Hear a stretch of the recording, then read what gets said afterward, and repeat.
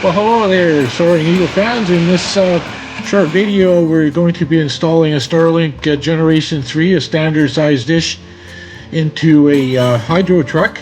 We're using a trio flat base mount in this one, and we're going to be adding four 3.5-inch magnets to it. They'll hold about 450 pounds, so it's not going anywhere once it's attached to the roof. And use the tabletop bracket as a spare.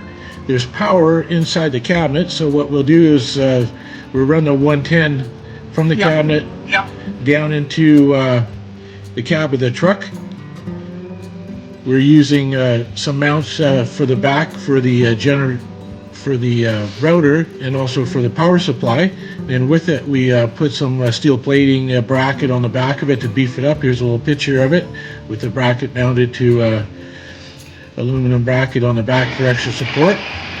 And here we are with the product installed. This is a short little video here, a quick install, and we'll just do a quick run by what we did here. So again, there's a inverter inside the cabinet for 110, and so that's where we source our power, and we use some gland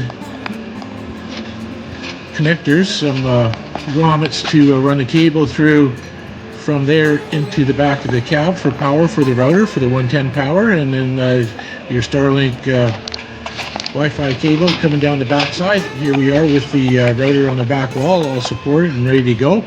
We hooked it up outside, and we had lots of signal on top of the roof with the dish mounted up to on the top. What I do is I put about a 2-inch Velcro strap on it just in case it should ever get dislodged if it hits a heavy bump on the road or something. So thanks for watching, and we'll see you later.